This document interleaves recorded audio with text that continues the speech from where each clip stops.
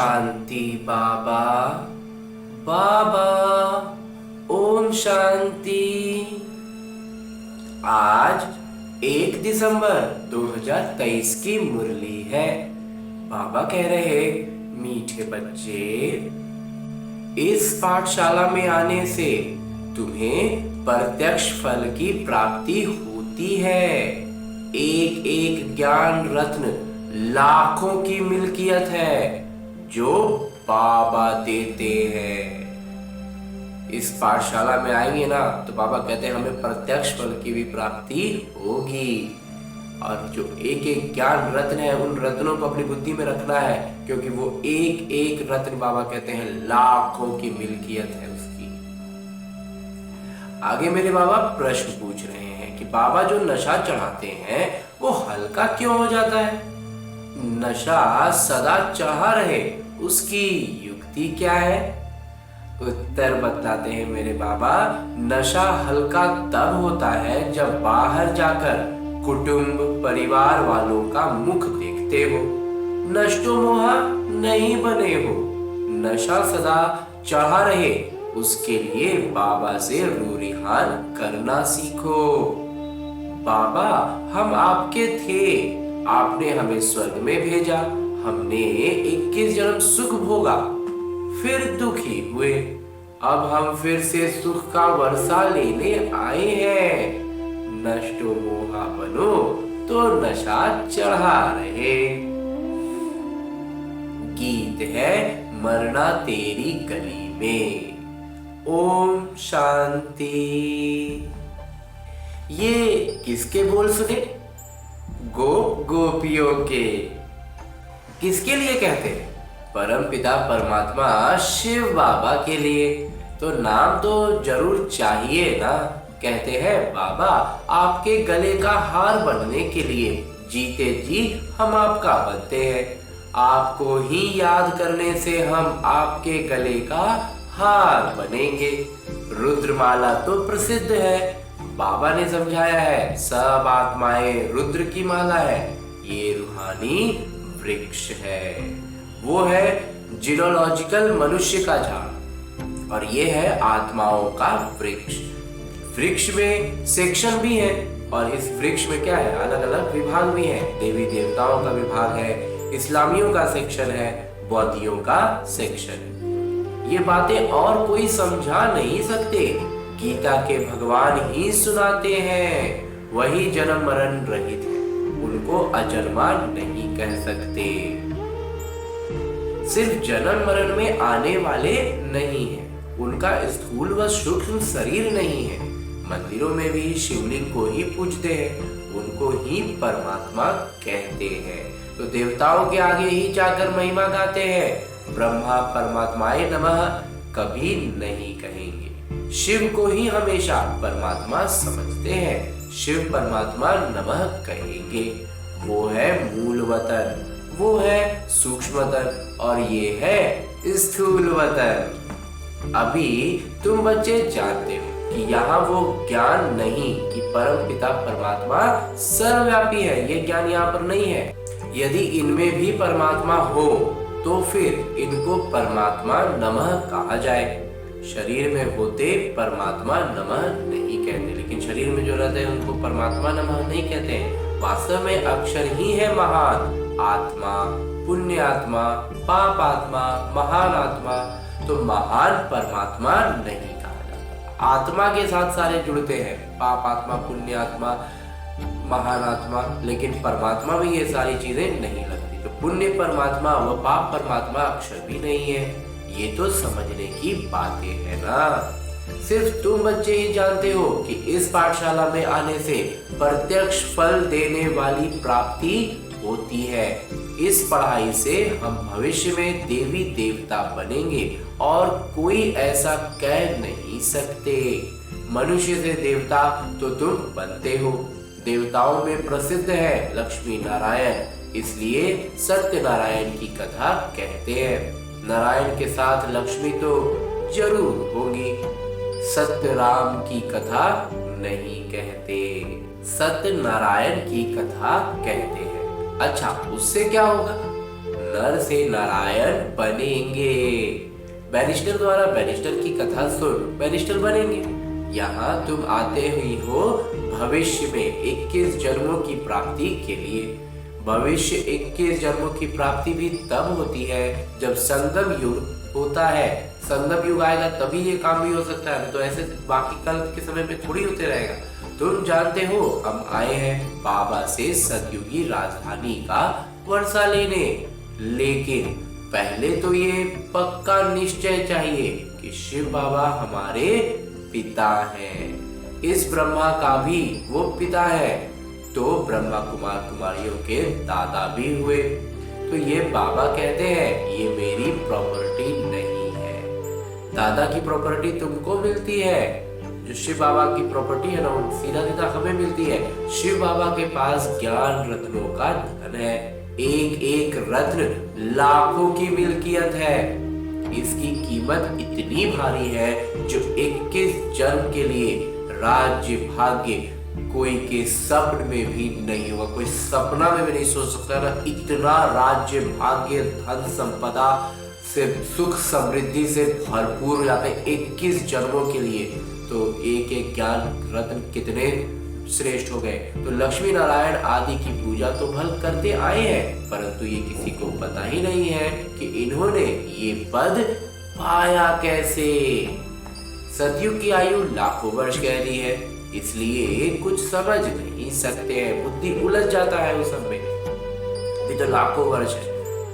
अभी तुम जानते हो उन्होंने राज्य किए 5000 वर्ष हुए। फिर एक संवत से शुरू हुई कहानी कही जाती है।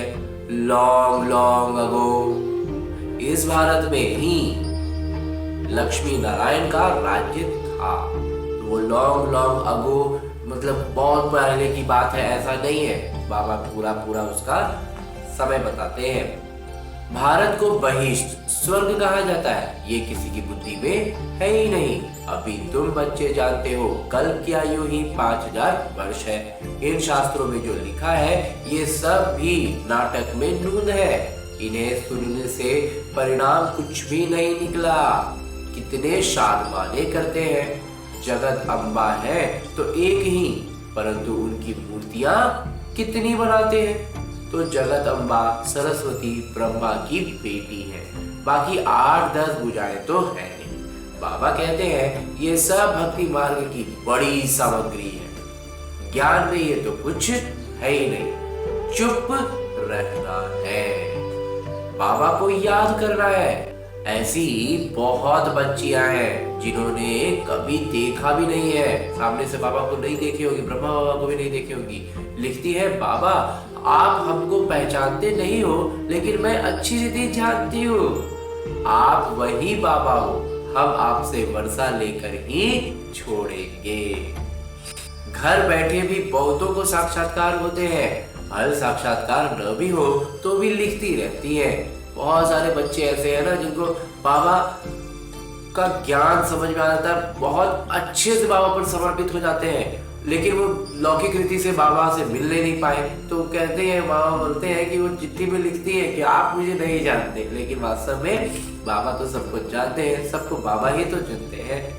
बाबा कहते हैं कि याद में एकदम लवलीन हो जाती है। जो बाबा में समर्पण हो गए ना, बुद्धि से समर्पण हो गए, फिर वो पूरा प्यार में बाबा के लीन रहते हैं। बाबा ही सद्गति दाता है, उनको कितना प्यार करना चाहिए।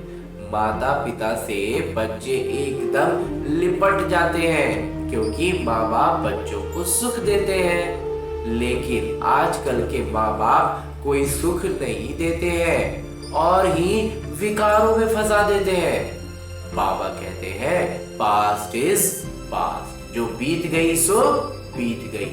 अब तुमको शिक्षा मिलती है, बच्चे काम कटारी की बातें छोड़ पवित्र बनो, क्योंकि अभी तुम्हें कृष्णपुरी में चलना है। श्री कृष्ण का राज्य है ही सतयुग में। मनुष्य ने श्री कृष्ण को द्वापर में दिखा दिया है, ऐसे थोड़े ही सतयुग का राजकुमार द्वापर में आकर गीता सुनाएंगे। उनको तो श्री नारायण बन सतयुग में राज्य करना है। भगवान उवाच, इस समय सभी मनुष्य मात्र आसुरी स्वभाव वाले हैं। उनको दैवी स्वभाव वाला बनाने गीता के भगवान आते हैं। उस पिता के बदले बच्चे का नाम लिख दिया है, जिस बच्चे को फिर द्वापर में भी ले आए। ये बड़ी भूल है। फिर तो यादव और पांडव सिद्ध न हो। तो पापा कहते हैं, बच्चे तुम तो उच्च दैवी कुल के थे, फिर तुम्हारा ये हाल क्यों हुआ है? अब फिर तुमको देवता बनाता हूँ। मनुष्य मनुष्य को स्वर्ग का राजा नहीं बना सकता। मनुष्य थोड़ी ही स्वर्ग का स्थापना करेंगे। आत्मा को परमात्मा कहना कितनी बड़ी भूल है। सन्यासी तो मनुष्य से देवता बना ना सके। ये तो बाबा का ही काम है। आर्य समाजी बनाएंगे। आर्य समाजी तो आर्य समाजी, बैरिस्टर है तो बैरिस्टर ही बनाएगा ना, क्रिश्चियन है तो क्रिश्चियन बनाएंगे। ऐसे जिसके पास तुम जाएंगे वो वैसा ही बनाएंगे, जिसके पास जाएंगे वो अपने जैसा ही ना बनाएगा। देवता धर्म है ही सतयुग में, तो बाबा को संगम पर आना पड़े। ये महाभारत युद्ध है। इस लड़ाई द्वारा ही तुम्हारी विजय होती है। विनाश के बाद फिर जय जयकार होगी। तुम तो जानते हो विनाश भी जरूर आने वाला है। आज कोई तख्त पर बैठा तो उनको उतारने में देरी थोड़े ही करते हैं। क्या इसको स्वर्ग कहेंगे? ये तो पूरा नर्क है। इसको स्वर्ग कहना तो भूल है। मनुष्य कितने दुखी है। आज कोई जन्मा तो खुशी है, सुख है, और मरा तो दुख। यहाँ तो सबसे नष्ट मोहा होना पड़े, नहीं तो बाबा सेवा पर जाने के लिए कभी नहीं कहेंगे। बाबा कहते हैं, मैं तो नष्टो मोहा हूँ, किसी चीज में मोह क्यों रखूं? मैं कोई गृहस्थे थोड़े ही हूँ। तुम बच्चे जानते हो बरोबर इस भंबोर को आग लगनी है। विनाश में देरी थोड़े ही लगती है। विनाश करने में कितना समय लगेगा? तुम कहीं भाषण करते हो तो समझाते हो कि आकर बेहद के पिता से वर्षा लो। हद के पिता से हद का वर्षा मिलता है। तुमने 63 जन्म इस नर्क में लिए हैं। मैं 21 जन्म लिए तुमको स्वर्ग का वर्षा देने आया हूँ। अब रावण का वर्षा अच्छा है या राम का? मेरे बाबा राम का। अगर रावण का अच्छा है तो उनको जलाते क्यों? शिव बाबा को कभी जलाते हो क्या? नहीं बाबा, कहीं पर ऐसा हो ही नहीं सकता। तो श्री कृष्ण को थोड़े ही जलाते हैं। वो तो है ही रावण संप्रदाय, विकार से पैदा होते हैं। ये है वैश्यालय, विषय सागर। वो है निर्विकारी शिवालय। अमृत सागर, क्षीर सागर में विष्णु को दिखाते हैं ना।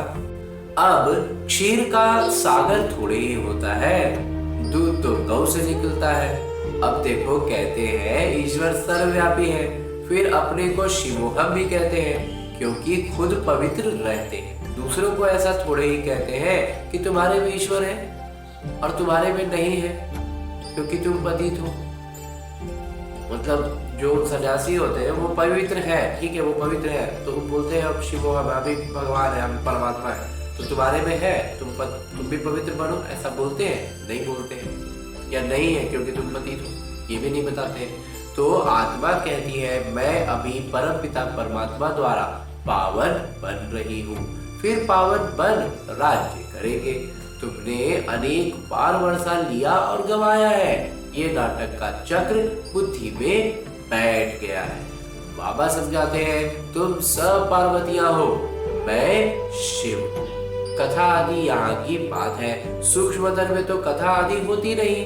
अमर कथा तुमको सुनाते हैं अमरपुरी का मालिक बनाने के लिए। वो है अमरलोक, वहां तो सुख ही सुख है।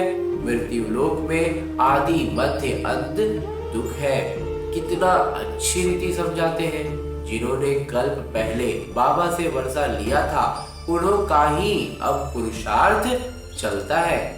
इस समय तक जो मिशनरी चलती है, पहले भी इतनी चली थी। भल बाबा कहते हैं, तुम सेवा ठंडी करते हो, और ठंडा है हम लोग सेवा में। परंतु ये भी समझाते हैं कि कल पहले जो तुमने सेवा की थी वही करते हो। पुरुषार्थ भी करते रहना है। छोटे छोटे दीपकों को तूफान हिला देंगे। खेवैया तो सबके एक पिता ही है। कहावत भी है, नैया बेरी पार लगाओ। नाटक की भावी ऐसी बनी हुई है, सब उस पुरानी दुनिया की तरफ जा रहे हैं। यहाँ है थोड़े, तुम कितने थोड़े हो, बल अंत में बहुत होंगे, तो भी रात दिन का फर्क है। वो सारी रावण संप्रदाय है। बाबा नशा तो बहुत चढ़ाते हैं, फिर बाहर कुटुंब परिवार का मुंह देखा तो नशा हल्का हो जाता है। ऐसा होना नहीं चाहिए। आत्माओं को कहा जाता है तुम बाबा से रूढ़िहार करो। बाबा हम आपके थे, आपने स्वर्ग में भेजा था, 21 जन्म राज्य किया, फिर 63 जन्म दुख पाया। अब हम आपसे वर्षा लेकर ही छोड़ेंगे। बाबा आप कितने अच्छे हो, हम आपको आधा कल्प भूल गए थे। बाबा कहते हैं ये तो अनादि बना बनाया नाटक है, इसलिए भूले थे। मेरी भी यही ड्यूटी है, मेरा भी यही काम है कि जब कल्प का संगम युग आता है तो वो अवतरित होते हैं। मैं कल्प कल्प आकर तुम बच्चों को माया से मुक्त कर ब्राह्मण बनाए सृष्टि के आदि मध्य अंत का राज सुनाता हूँ। मैं आता ही तब हूँ जब स्वर्ग बनाना है। तुम अब फरिश्ते बन रहे हो, प्योरिटी का भी साक्षात्कार कराते हैं, एकदम पवित्रता का भी बाबा बतलाते हैं। तुमको नष्ट मोह भी बनना है। बाबा को अगर कोई कहते हैं बाबा हम सेवा पर जाए, तो बाबा कहेंगे अगर तुम नष्ट मोह हो तो मालिक हो, जहां चाहो वहां जाओ, मूझते फिर क्यों। मालिक हो, अंधों का राह पता नहीं है, नष्टो मोहा नहीं है तब पूछते हैं। नष्टो मोहा हो तो ये भागे, वो ठहर ना सके। नष्टो मोहा जो हो जाएंगे ना, फिर उनको मोह रहेगा ही नहीं ना, तो जहां समझ में आ रहा है वहां जा रहे, वहीं सेवा कर रहे। बड़ी मंजिल है। बाबा सेवा योग्य बच्चों पर कुर्बान जाते हैं। पहले नंबर में तो ये बाबा थे ना, त्याग तो सब करते हैं, परंतु फिर भी इनका फर्स्ट नंबर, क्योंकि उन्होंने एक झटके में सर्वस्व त्याग दिया था, तो इसलिए वो सबसे आगे। बाकी बच्चे करते भी है ना, तो सोचते सोचते धीरे धीरे धीरे धीरे गा करके होते हैं। तो बाबा कहते हैं देही अभिमानी बनो, अर्थात अपने को अशरीरी समझो।